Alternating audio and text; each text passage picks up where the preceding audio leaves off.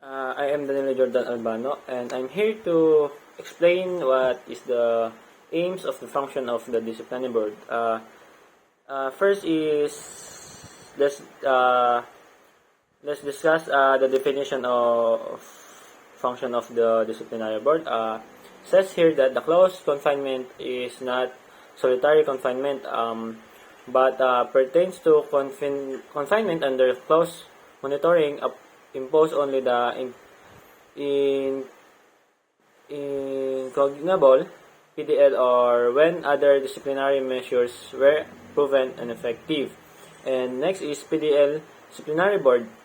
Board in jail units which is organized and maintained for the purpose of hearing disciplinary cases involving any PDL who values jail's rules and regulations. And next is restitution. The first bought and return of something which has been taken, and to compensate for the loss or injury done. In several cases, remedy associated with a just enrichment in which the amount of recovery typically based on the defendant than rather than so basically the aims of the function of disciplinary board is or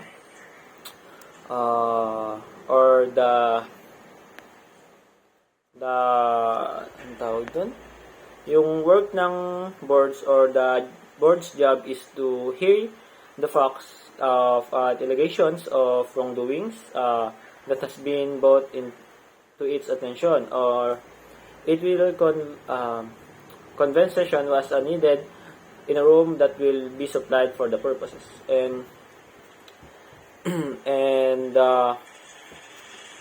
the background of additional information about the function of disciplinary board is his background. A background of the function of disciplinary board is this is an amendment of existing rules of PDL disciplinary mechanic to address to problems that concerns experienced by PDL disciplinary board in hearing cases involving the PDL who involves jail rules and regulation consistent with the requirements of due process and sound jail management. So it means ito na yung adjustment to those current laws on PDL process that requires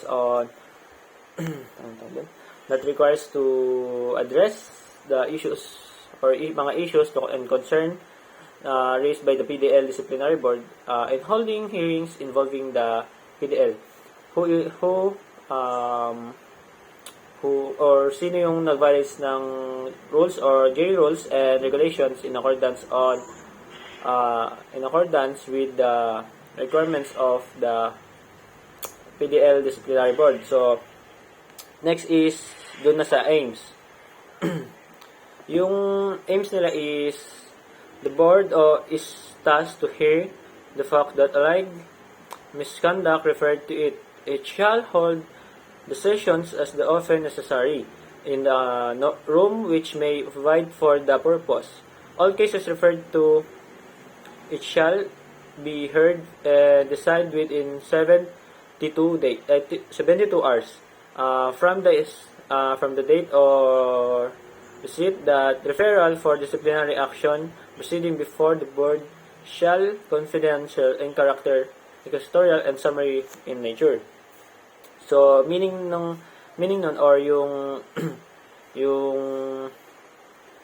yung aims nila is the board is responsibility is to hear the facts or yung mga katotohanan of wrongdoers or wrongdoing claim that has been brought to their attentions, and it will meet as often required and space set aside for it, and sabi dito within 72 hours after receiving the disciplinary action recommendation, it must hear and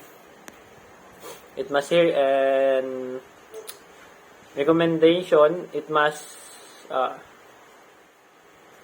determine all pag na-determine yung all cases presented to it, the board's meeting are private and inquisitorial in nature.